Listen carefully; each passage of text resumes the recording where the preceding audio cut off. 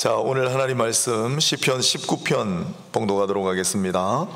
815페이지 구약성경 시편 19편 1절로 6절까지 제가 봉독하겠습니다. 구약성경 815면 시편 19편 1절로 6절입니다. 하늘이 하나님의 영광을 선포하고 궁창이 그의 손으로 하신 일을 나타내는도다. 날은 날에게 말하고 밤은 밤에게 지식을 전하니 언어도 없고 말씀도 없으며 들리는 소리도 없으나 그의 소리가 온 땅에 통하고 그의 말씀이 세상 끝까지 이르도다. 하나님이 해를 위하여 하늘에 장막을 베푸셨도다. 해는 그의 신방에서 나오는 신랑과 같고 그의 길을 달리기 기뻐하는 장사 같아서 하늘 이 끝에서 나와서 하늘 저 끝까지 운행하며 그의 열기에서 피할 자가 없도다. 아멘. 자, 오늘은 주 하나님 지으신 모든 세계라는 제목입니다만은 6월에 아주 우리가 기념할 만한 의미 있는 날이 많습니다. 6월 6일은 현충일이고 6월 25일은 전쟁기념일이라 보통 6월을 호국보훈의 달, 나라 사랑의 달로 그렇게 생각을 하고 교회에서도 그렇게 기념을 하고 있죠. 뿐만 아니라 6월 10일은 민주대항쟁이 있었던 그런 날이고, 또 6월 29일은 6.29 선언이 있던 날이라 6월은 한국 민주주의 역사에서도 굉장히 중요한 달이 되었습니다. 그런데 제가 6월만 되면 강조하는 게 있잖아요. 6월 5일이 환경의 날이에요. 그래서 6월은 환경의 달이기도 합니다. 그래서 오늘 이 수요예배 설교는 환경 설교입니다. 예전엔 주일날 했는데 지금 이번 6월 한 달 동안 사실은 이름을 붙이자면 정착 설교를 제가 하고 있는 거예요. 새로 오신 분들, 예수 안 믿는 분들 들으시고 정착하시라고, 또 우리 다음 세대 아이들 위해 제가 설교 준비하는 거예요. 5주 동안. 하나님이 없는 것 같아요. 엄마 교회 나가고 싶지 않아요. 그런 우리 다음 세대 아이들 듣고 좀 마음 회심하라고, 믿음을 굳건히 가져달라는 그런 마음으로 5주 동안 합니다. 지난주 차마 신이 없다고 말하기 전에 이번 주는 이제 내가 누구인지 알았습니다. 그 다음 주는 성장하는 그리스도인, 정서적으로 성장하는 그리스도인, 그런 쪽으로 쭉 설교를 준비하기 때문에 환경 설교할 시간이 없어서 오늘 수요일 날 합니다. 수요예배를 통해. 그리고 마지막 주 수요일은 제가 나라 사랑의 달 기념하여 설교를 하도록 하겠습니다.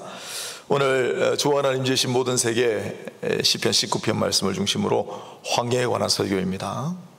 잘 경청해 주시기 바랍니다. 오늘 시편의 표제를 여러분 가지고 계신 성경을 잘 보시면은 다윗의 시, 인도자를 따라 부르는 노래라고 되어 있습니다. 다윗의 시편은 뭐 한두 개가 아니기 때문에 그 뒤에 인도자를 따라 부르는 노래라는 대목이 중요합니다. 혼자 부르는 노래가 아니라 인도자를 따라 부르는, 공동체가 함께 불러야 하는 노래라는 뜻입니다.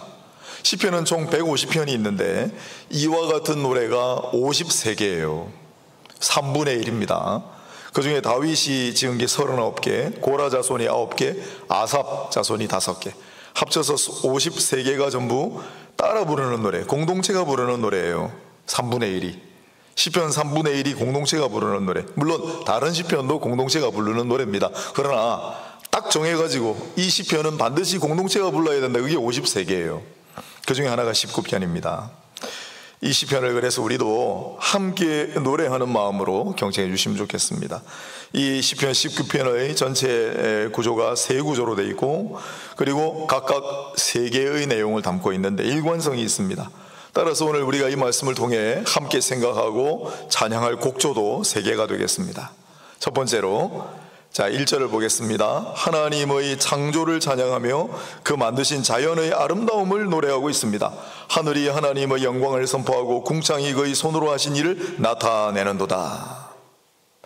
하나님이 지으신 이 세계가 얼마나 아름다운가, 그것을 찬양하고 그것을 지으신 이를 찬양하자라는 노래죠. 그 피조물의 세계 가운데도 4절 이하에 보면 해를 강조해요. 해를 위하여 장막을 베푸셨고 해는 마치 신방에서 나오는 신랑과 같고 그의 길을 달리기 기뻐하는 장사 같았어. 하늘 이 끝에서 나와서 저 끝까지 운행하는데 그의 열기에서 피할 자가 없도다. 해를 찬양해요. 해의 아름다움을 강조합니다. 그런데 여기서 해는 피조세계의 대표적인 상징물이기도 하지만은, 그러나 그 해를 지으신 이를 찬양하고 해보다도 더 빛나는 창조주를 찬양하는 이중의 의미가 있다고 봅니다.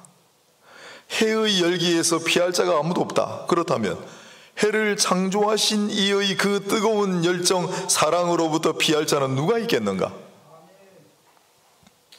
아멘 해줘서 고맙습니다. 우리는 어떻습니까? 우리는 이 하나님이 지으신 아름다운 세상을 찬양하기는커녕 지금 이 피조 세계 때문에 기후변화와 환경위기를 걱정하는 처지가 되었습니다. 불행 중 다행이라면 이제 환경에 관한 인식이 조금씩 바뀌어 가고 있다는 사실입니다.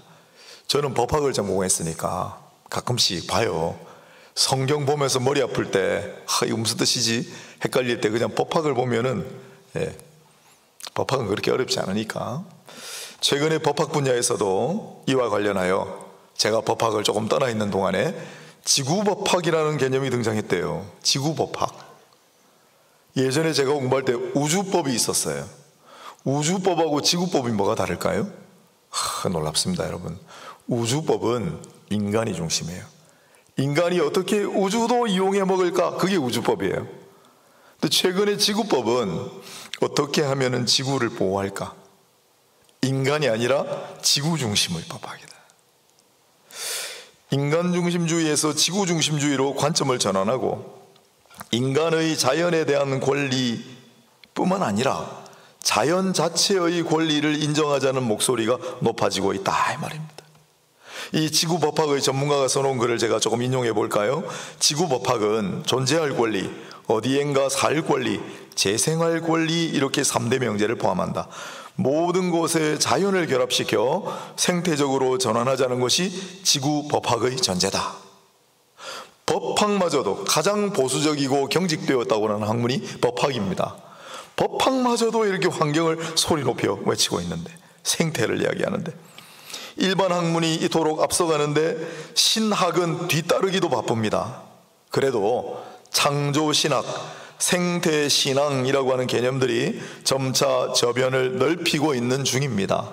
생태신학자 토마스 베리라는 사람이 있는데, 이분이 한 이야기는 모든 존재는 지구상에서 출현했고 출현했다면 그 생명은 살아야 하고 이를 위해서 지구의 관점을 가져야 한다라고 주장합니다. 그런데 아직도 창조신학이니 생태신앙이니 하는 말 자체를 낯설어하거나 꺼리는 경향이 없지는 않지만, 특히 보수교단에서 이제 이걸 받아들일까 말까 이런 생각을 하는 시대가 지났어요. 지금 그런 단계가 지금 지났습니다. 현안입니다, 현안. 그래서 제가 법학을 소개한 거예요.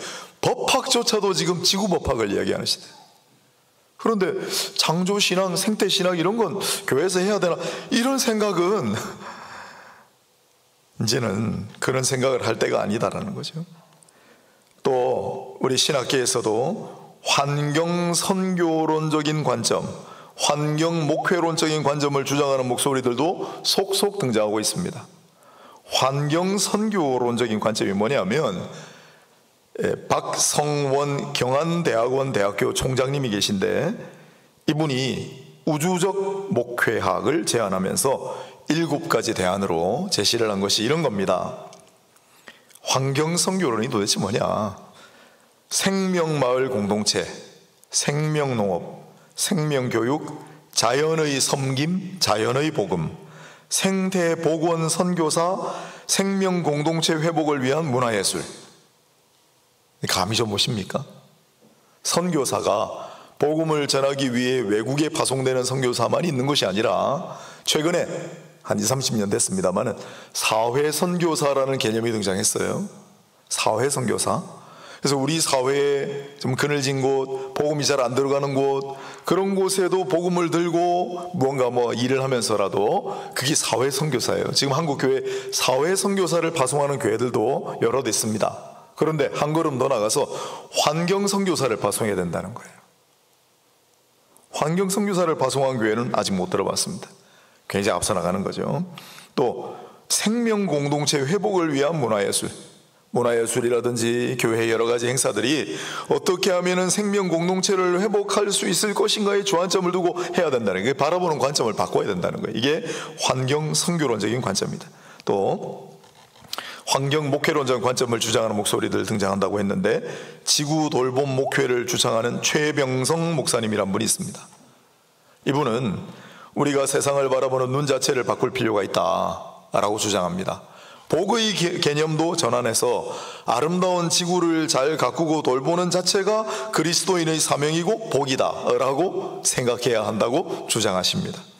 하나님이 보시기에 아름답다, 하나님이 보시기에 좋았더라 라고 하던 이 세상이 이토록 고통을 받고 있는데 교회는 왜 침묵하고 있는가 라고 하는 도발적인 질문을 던지면서, 예전에 영화 대사에 나오는 한도막 무엇이 중한디? 라는 이 말을 소개하면서 기후위기로 인류가 멸망하고 난 뒤에 복음 전도가 무슨 의미가 있는가? 라는 질문을 던집니다. 맞는 말이죠. 이 환경재앙으로 말미암아 지구가 멸망하고 난 다음에, 인류가 멸종하고 난 다음에 복음 전도가 무슨 소용이 있습니까? 한 마을이 환경재앙으로 말미암아 다 쓸려 나가버리고 그 마을 사람들이 다 죽었는데 무슨 복음 전도가 의미가 있습니까? 실제로 지금 그런 일이 일어나고 있죠. 여러분 어떻게 생각하십니까? 지금은 환경을 바라보는 신앙적 관점이 바뀌어야 할 때이다. 벌써 늦은 감이 없지 않아 있습니다마는 늦었다 싶더라도 지금부터라도 시작해야 되지 않겠습니까? 하나님께서 지으신 이 아름다운 세상, 이 아름다운 세상을 더 잘 돌보고 손상되고 고통받는 부분들이 있다면 우리가 할 수 있는 최선을 다해 복구하고 회복하는 그 일에 교회가 앞장서야 한다는 거예요. 왜요? 하나님은 이 세상을, 여러분 하나님의 섭리와 경륜이란 말 아시죠? 그 무슨 뜻인 줄 정확하게 정의하실 수 있겠습니까? 하나님의 섭리와 경륜은 하나님께서 창조하신 이 세상을 보존하시고 다스리시고 통치하신다는 개념이에요. 이 아름다운 세상을 지으시고 좋았더라 하시고 이 아름다운 세상을 그대로 잘 가꾸고 보존하시기를 원하시는데, 그 일을 하나님의 사람들에게 맡기셨고, 하나님의 사람들 각자에게 물론 사명을 주시지만은 교회라고 하는 공동체를 통하여 그것을 행하도록 하셨습니다. 그게 성경의 가르침이에요. 따라서 우리가 오늘 함께 불러야 할 첫 번째 노래는 하나님의 이 아름다운 세상을 찬양하는 것입니다. 이 멋진 세상을 창조하신 하나님을 찬양하는 것인데, 그래서 그걸 찬양하면서 이 지구가 병들고 깨지고 우리 환경에 생채기가 나고 했다면 그걸 마음 아파하고 다시 한번 하나님 만드신 그 아름다운 세상을 복원하는데 힘을 기울이는 그러한 노래를 불러야 한다는 것입니다. 두 번째로 19편, 오늘 시편 6절까지 읽었는데 7절부터 한번 보세요. 11절까지 느닷없이 하나님의 말씀에 관한 진술들이 계속되고 있습니다. 여호와의 율법은 완전하여, 여호와의 증거는 확실하여, 여호와의 교훈은 정직하여, 여호와를 경외하는 도는 정결하여. 하나님의 말씀을 찬양하고 있습니다. 하나님의 피조세계를 찬양할 뿐만 아니라 말씀으로 하나님께서 이 세상을 지으셨잖아요. 그 하나님의 말씀을 찬양해요. 하나님의 말씀을 지금 계속 강조하고 있죠. 또한 오늘 본문뿐만 아니라 앞에 2절에서 5절까지도 말, 소리, 언어, 말씀이라는 단어들이 반복되고 있음을 여러분 금방 눈치채셨을 겁니다. 7절부터는 공동체는 여호와의 말씀을 찬양해야 한다는 그러한 취지로 우리에게 전하고 있습니다. 여호와의 말씀, 여호와의 증거, 여호와의 교훈, 여호와를 경외하는 도. 그런데 핵심은 11절에 있습니다. 11절, 또 주의 종이 이것으로 경고를 받고 이것을 지킴으로 상이 크니이다. 하나님의 말씀은 오늘 본문에도 나옵니다마는 꿀송이보다 달다. 10절에 있죠. 많은 순금보다 더 사모할 것이고 꿀과 송이 꿀보다 달다. 하나님 말씀이, 그 하나님의 말씀을 존중하고 그 하나님 말씀을 지키고 그 하나님 말씀을 실천하고 그 하나님 말씀을 순종할 때 금보다 귀하고 꿀보다 단 겁니다. 그런데 하나님 말씀을 지키지 않고 순종하지 않고 우리가 경홀히 여기면 뭐라고 하고 있습니까? 이 하나님의 말씀으로 우리 경고를 받는다라고 하고 있죠. 하나님 말씀을 우리가 지키고 제대로 순종하지 않으면 이 하나님의 말씀은 금이나 꿀이 아니라 채찍, 심판의 채찍으로 우리에게 다가올 수 있다는 거예요. 그러므로 이 하나님의 말씀, 물론 그 자체가 너무나 아름답고 찬양받아 마땅하지만은 우리는 이 하나님 말씀을 지키고 이 하나님 말씀을 순종하는데 주안점을 두어야 한다는 것입니다. 여러분, 지금 지구상에서 벌어지고 있는 일들을 보십시오. 성경은 창세기부터 신약 성경에 이르기까지 하나님의 창조 세계를 돌보고 지키라는 명령으로 가득합니다. 그러나 지금까지 우리는 과연 그 말씀을 준행하면서 살아왔습니까? 하나님 만드신 이 아름다운 작품을 우리가 지키고 보호하며 그렇게 살아왔냐 이 말이죠. 그랬다면 지금 우리가 겪고 있는 이 무서운 기후변화와 기상이변의 현실들 도대체 어떻게 된 것이란 말입니까? 오늘 아침에 주무시다가 깜짝 놀라서 계셨죠? 지진 났다고. 지금 한반도에도 동서남북을 가르지 않고 곳곳에서 지진이 벌어집니다. 왜 이렇게 됐습니까? 지금도 늦지 않았다. 그래서 환경과 관련된 하나님 말씀을 지키고 실천해야 되는데, 그래서 말, 소리, 언어 이런 것이 중요합니다. 저는 제가 대표로 섬기고 있는 기관을 통해 환경의 달을 맞아 환경 세미나를 지금 개최 준비를 하고 있고, 그 환경 세미나를 할 때 각종 교계 언론을 다 불러가지고 이번에 환경을 위해 교회가 지켜야 할 10계명을 발표하려고 했습니다. 교회가 지켜야 할 환경 10계명. 그런데 우리 같은 단체에 있는 우리 위원들께서 그 용어가 너무 강하다.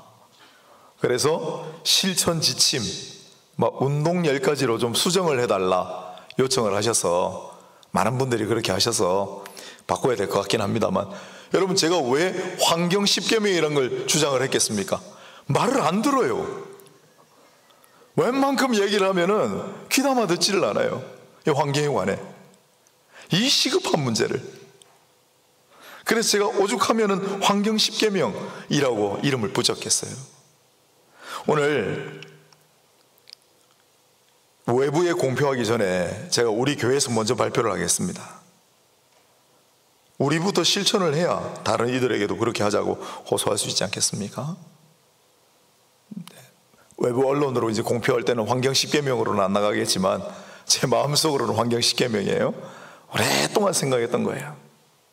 10가지를 한번 차근차근히 한번 먼저 우리가 한번 생각해 보겠습니다. 첫 번째로, 다 뜨나요? 네, 너무 조그맣게 해놨군요. 잘 안 보이실 테니까 제가 읽어보겠습니다. 첫째, 환경의 날인 6월 5일을 전후해서 환경주일이나 환경의 달을 선포하고 기념한다. 이거는 각 교단마다 다 지시사항이에요. 그런데 지키는 교회가 별로 없어요. 별로 없습니다. 환경이 중요하고 지금 우리가 살고 있는 이 환경을 우리 교회가 우리에게 맡기신 사명, 책임으로 알고 잘 해야 된다는 인식은 다 보편적인데, 그래서 교단마다 환경의 날 전후해서 환경의 주일, 환경의 달 지키라고 하는데 지키는 교회가 별로 없어요. 그래서 첫 번째입니다. 환경의 날, 환경의 주일, 환경의 달 무엇이든지 선포하고 기념이라도 하자. 그래야 좀 경각심을 가지고 다들 생각하지 않겠습니까? 우리 교회는 다 하고 있죠. 6월 첫 주마다 제가 환경 설교한 거 다 기억나시죠? 기억납니까? 안 납니까? 너네 교회보다 잘해라 그러면 할 말이 있어야 되잖아요. 두 번째, 강단을 통해서 환경신학이나 생태신학과 같은 개념들을 선포하고 가르친다. 일부 이 환경 굉장히 열심히 하고 있는 목사님들도 계시지만은 우리 목사님들께서 강단에서 이거 설교를 하셔야 됩니다. 그게 가장 파급력이 크고 가장 영향력이 큽니다. 정규적으로 하셔야 됩니다.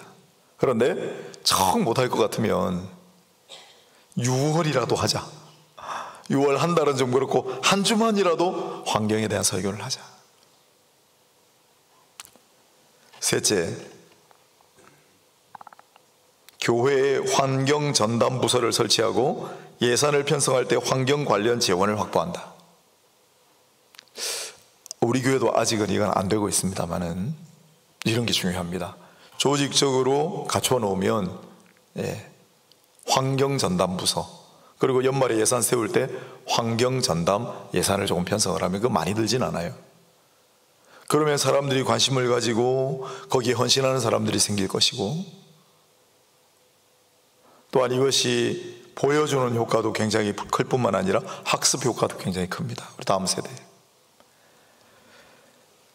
그 다음 네 번째로, 교회를 건축하거나 새롭게 단장할 때 환경을 상징하는 장치나 시설을 반드시 마련한다.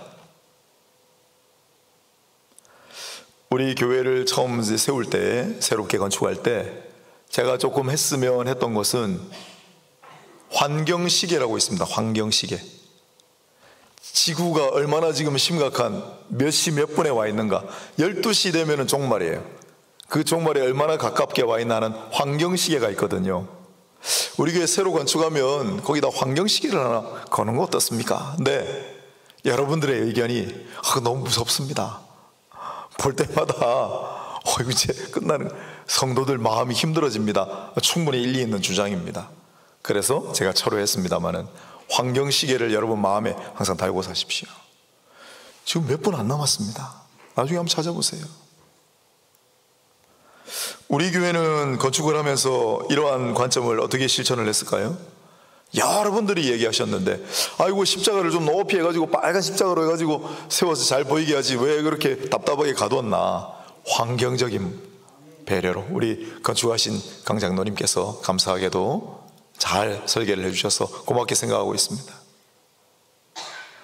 우리 교회가 이 정도 규모면 지하를 한 3층까지 파야 됩니다. 주차장을 확보하기 위해. 그러나 우리 당회원들하고 잘 우리가 의견을 합쳐가지고 지하를 파지 않기로 결정했고, 탁월한 선택이었죠. 왜? 지하를 파면은 한 층 팔 때마다 엄청나게 비용이 많이 듭니다. 그럼 우리가 아마 분명히 외부로 차입을 했어야 되고, 그러면 코로나 지나는 기간 동안에 우리 굉장히 압박을 받았을 것이고, 지금도 교회 빚이 잔뜩 남아있을 건데, 아예 지하 주차장을 파지 않았기 때문에, 그건 반드시 비용 때문만은 아니고 너무 지하 주차장 많이 파가지고 차들 많이 가지고 와서 환경에 피해를 끼치는 행위를 자제하자는 그런 의견이었기 때문에 감사하죠. 또 환경을 상징하는 장치, 그건 제가 좀 생각하는 게 있는데, 지금 우리가 교회 짓느라고 돈이 다 떨어져가지고 다음에 조금 더 교회가 발전하고 재정적인 여유가 생기면 몇 개 좀 해보려고 합니다. 예를 들면 교회 앞마당에 자전거 페달 같은 장치를 만들어가지고 그걸 막 돌리면 불이 오는 장치들이 있어요. 조그맣게 하나 설치하면 됩니다. 상징적인 모델이죠. 얼마든지 우리가 생각할 것들이 있습니다. 그래서 교회를 건축하거나 새롭게 단장을 할 때 교회마다 환경을 상징하는 장치나 시설물 그렇게 큰 돈 들어가지 않아요. 이거 좀 마련하면 좋지 않을까. 우리 교회 위에 천장에다가 태양열 지별판을 좀 하려고 했는데 그건 제가 포기한 것이, 그게 좀 비치고 반사되기 때문에 주변에 아파트들이 너무 가까워서 그건 제가 포기했어요. 그러나 그런 시설물들 조그맣게 하나라도 조금 하면 좋겠다라는 것이 제가 주장입니다. 그 다음 다섯째, 이거 중요합니다. 주일학교 수련회를 환경수련회로, 여름 성경학교를 여름 환경학교 등으로 시도해본다.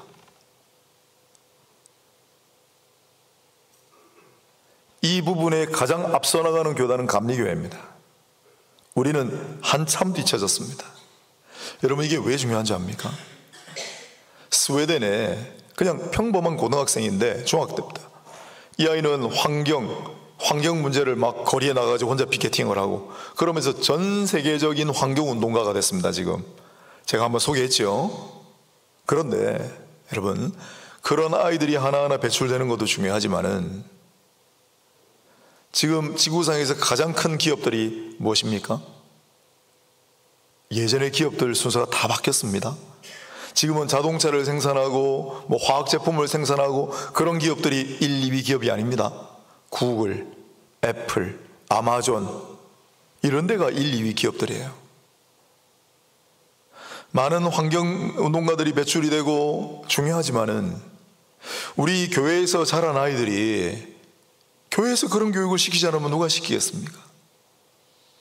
아름다운 이 세상 하나님 만드신 이 창조 세계를 너무너무 사랑하고 그것을 돌보고 지켜야 된다는 마음으로 자라는 아이들이 애플의 회장, 구글의 CEO가 돼야 되는 겁니다. 그래야 이 지구상의 환경 문제를 해결할 수 있습니다. 이게 정말 중요합니다. 그래서 교회에서 환경운동을 하고 환경교육을 하는 것은 교회가 물론 환경에 대해서 굉장히 큰 영향을 끼치고 우리 주변의 환경을 개선시키고 하는 그러한 면도 있겠지만은, 그러나 이 교회에서 그러한 환경을 사랑하는, 하나님의 창조세계를 사랑하는 다음 세대를 길러야 하기 때문입니다. 중요합니다. 구글이나 애플이나 아마존, 이런 기업이 지금 전 세계 1, 2, 3위 기업들인데, 여기에서 환경 관련되는 재정을 조금이라도 떼어가지고 그걸 기부한다면 그 어마어마한 돈입니다. 그게 세상을 바꿀 수 있는 거예요. 개인 기업들하고 국가는 미안합니다만은 이 환경 개선에 별 도움이 되질 않을 것 같습니다. 이게 왜 어려우냐면, 지금 막 개발하고 있는 나라들이 이런 문제를 제기를 하면, 아니 선진국은 이미 다 달콤한 과실을 다 따먹고 이제 우리가 좀 먹고 살아보려고 하는데 왜 우리를 못하게 하느냐, 이렇게 나오는 거예요. 이게 그래서 어려운 문제입니다. 그리고 브라질 비롯해서 지금 나라들이 인도네시아, 베트남 다 지금 발전하고 급격한 경제 성장을 이루고 있습니다. 그럼 그 뒤에 따라온 나라들은 또 발전 안 합니까? 이 나라들이 계속 발전해 가면 지금까지 인류가 겪어왔던, 지구가 겪어왔던 문제들이 계속 확대 재생산되는 거예요. 그 우리는 멸망의 길로 갈 수밖에 없는 거예요. 이걸 도대체 누가 멈출 수 있겠는가? 여섯 번째로, 이걸 제일 많이 합니다. 음식물 쓰레기 줄이기, 개인용 물병 휴대하기, 이면지 활용, 미시적인 실천 운동들. 어떤 분들이 그래요. 교회에서 이걸 한다고 이 손상된 지구 환경이 얼마나 바뀌어지겠는가? 그 별로 효과 없습니다. 미미한 효과입니다. 그러나 앞서 말씀드린 대로 이런 것들이 보여주는 효과, 학습하는 효과가 있기 때문에 반드시 해야 된다는.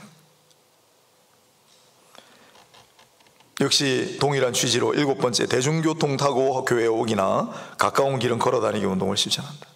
여덟째, 에어컨이나 선크림 혹은 스프레이 사용을 자제하고 대용품 사용을 장려한다. 그래서 이 여섯 번째, 일곱 번째, 여덟 번째, 6, 7, 8 제가 계명이라고 생각한, 보통 교회에서 환경 관련된 설교를 하거나 세미나를 하면 매일 이것만 해요. 6, 7, 8번 이거 하다가 시간 다 가는 거예요. 물론 중요해요.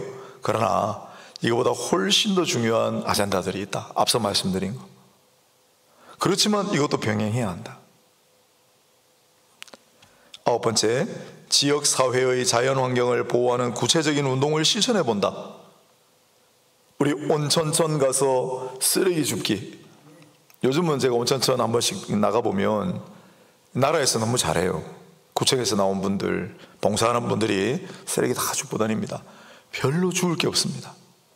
하지만 교회에서 우리 지구를 사랑하는 사람들이 나가서 봉사하는 그 자체가 굉장히 중요한 의미가 있다. 예전에 한번 제가 오기 전에 그 광안리 해운대입니까? 행사하고 난 다음에 쓰레기 주우러 가신 사진이 실려 있던데요. 큰 행사 있을 때 일과성으로 말고 꾸준하게 한 달에 한 번이라도 꾸준하게 이런 실천 운동을 하는 것이 굉장히 중요하다. 그리고 마지막으로 열 번째, 지역사회의 환경보호단체나 환경운동가들과 연대하는 방안을 모색한다. 제가 참 놀랍고 신기하게 여기는 게, 우리 경부 아파트 앞에 상가가 있는데 아파트 상가치고는 너무 낡아가지고 밑에 지금 전부 다 공실입니다. 임대 내놨는데 지금 나가지도 않고. 그런데 2층에 바이올린하고 피아노를 가르치는 학원이 있는데 그분이 실력이 꽤 좋은가 봐요. 잘 돼요. 그 옆에 환경연대 사무실이 있습니다. 깜짝 놀랐어요.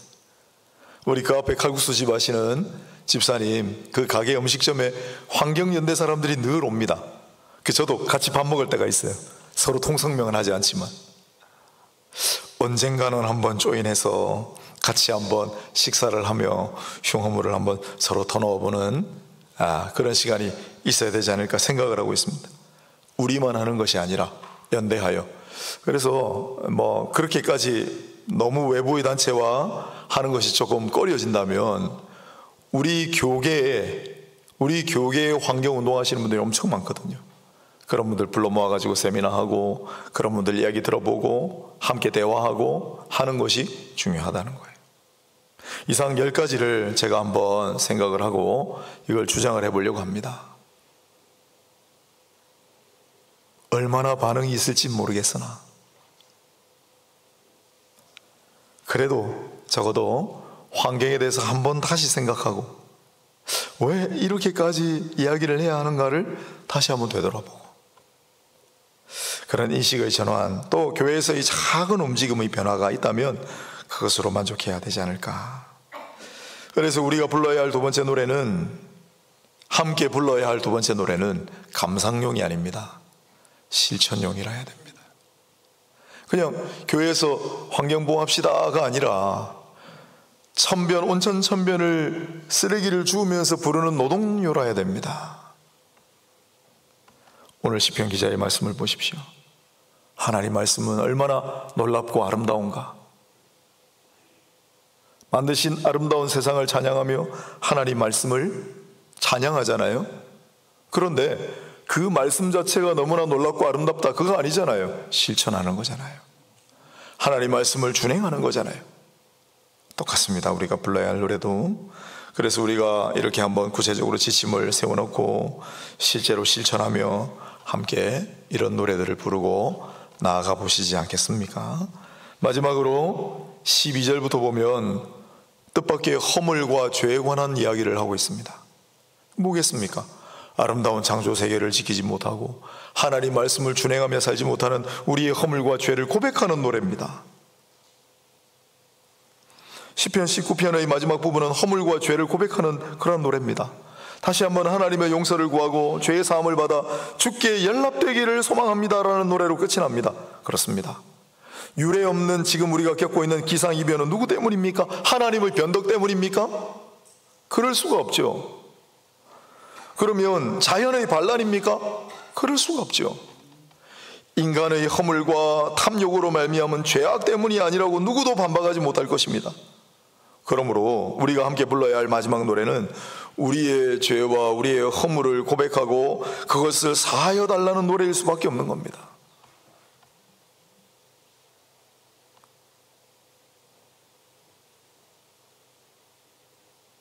아무도 이런 노래를 부르지 않습니다. 지구 환경이 이렇게 망가지고 이곳에서는 홍수가 나가지고 수십 명, 수백 채의 집이 떠내려가고 이곳에서는 50도가 넘는 뜨거운 해가 비침으로 많은 사람들이 목숨을 잃고 하는데 아무도 이 사실에 대해, 이러한 현상에 대해 우리가 잘못했습니다 고백하고 통회하는 그런 목소리가 없습니다. 없습니다. 가장 책임과 사명을 짊어졌다고 하는 교회에서도 그런 목소리들은 없습니다. 그러나 반드시 불러야 하는 노래죠. 이 회개의 노래는 그저 지난날의 잘못을 고백하는 차원에서 그치지 말고 잘못된 행실을 수정하고 바로잡는 데 참된 의미가 있습니다. 더 이상 동일한 잘못을 저지르지 말고 하나님 보시기에 좋았더라는 이 피조세계가 더 이상 신음하지 않도록,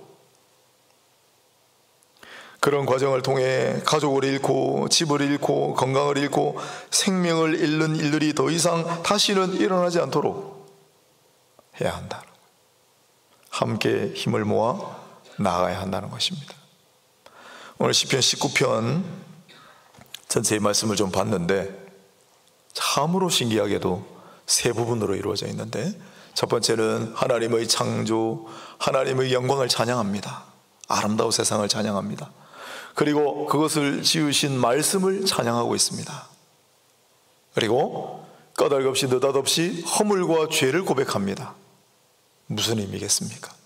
하나님 만드신 이 아름다운 세상, 우리에게 돌봄의 사명을 주셨는데 그 말씀을 지키고 순종하지 못하여 이렇게 엉망이 되어버린 세상, 이렇게 부서지고 깨어져 버린 지구, 우리가 우리의 허물과 죄를 고백하고 다시 한번 하나님의 말씀을 붙들고 함께 노래하며 아름다운 하나님의 세상을 찬양하며 그 하나님 보시기에 좋았더라는 그 아름다운 세상을 다시 한번 보완하고 회복해 나가야 한다. 그런 말씀을 읽힙니다. 조금이라도 공감이 가신다면 다시 한번 이러한 취지를 생각해 보시고 우리의 마음 한켠에 늘 이러한 메시지가 잘 각인되면 좋겠습니다. 더욱 바라는 것은 6월이 되면 해마다 6월이 되면 다시 한번 스프레이 쓰는 것도 한번 돌아보시고 다시 한번 많은 일들을 한번 돌아보셔서 내가 어떻게 하면 아름답게 지으신 이 아름다운 하나님의 창조 세계를 다시 한번 되살리고 복원시키는 일에 이바지할 수 있을까?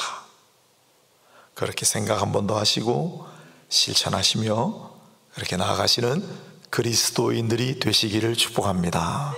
그런 사명을 특별히 소중히 여기고 우리가 실천할 수 있는 것은 기꺼이 행동하며 나아가는 앞장서 나아가는 우리 온천제일교회가 되기를 소망합니다.